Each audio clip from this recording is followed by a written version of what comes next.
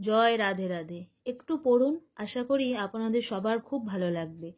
আমাদের এই দুর্লভ মানব জীবনের গুরুত্বপূর্ণ সময়টুকু কার সাথে ব্যয় করলে ভবিষ্যতে কাজে লাগবে? আপনার স্ত্রী আপনাকে প্রাণের চেয়ে বেশি ভালোবাসে। রাত 10টায় আপনি মারা গেলেন, কাল সকালে আপনার অন্ত্যেষ্টিক্রিয়া হবে।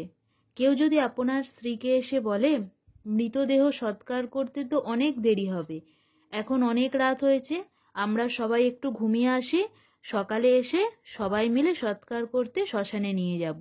আপনি আপনার মৃত স্বামীর বিছানাতেই থাকুন, আপনিও ঘুমিয়ে থাকুন। এইটাই তো আপনাদের বিছানা, আমরা গেলাম, আপনি ঘুমিয়ে যান। আপনার প্রাণের স্ত্রী কি আপনার সাথে আর ঘুমাবে? না, কখনোই না। যতই ভালোবাসুক না কেন, আপনি এখন একটা মৃতদেহ। আপনার চ্যাপ্টার ক্লোজ। এবার ভেবে দেখুন তো, সারা জীবনে তাদের জন্য কত কিছুই না করেছেন।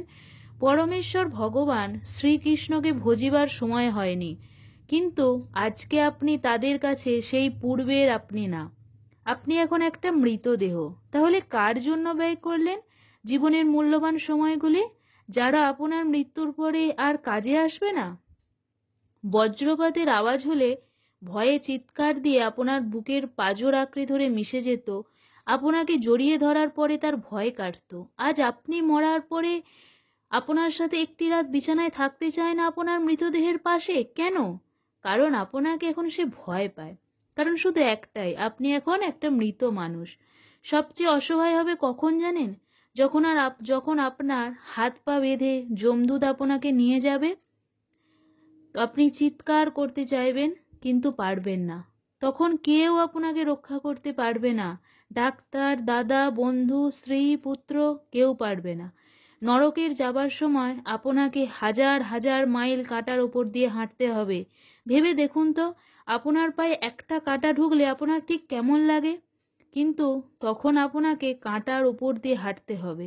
ক্ষণস্থায়ী এই মায়ার সংসারে অল্প কিছু সময় বসবাস করার জন্য আমরা যে কত কিছুই করি।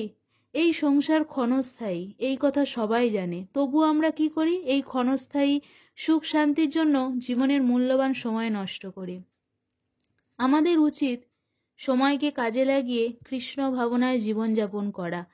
এটাই সব থেকে বেশি ভালো। আপনারা সবাই কৃষ্ণকে ভালোবাসুন, কৃষ্ণই ভাবনায় জীবনযাপন করুন। যাকে ভালোবাসলে এই জন্ম মৃত্যু জরা ব্যাধিময় এই সংসারে আর ফিরে আসতে হবে না কোনোদিন। তিনি একমাত্র হলেন আমাদের প্রাণের গোবিন্দ, যার ভালোবাসা পেলে আর কারো ভালোবাসার প্রয়োজনই হয় না। চলুন সবাই মিলে একবার ভালোবেসে বলি, হরে কৃষ্ণ কৃষ্ণ কৃষ্ণ হরে হরে, হরে রাম রাম রাম হরে হরে।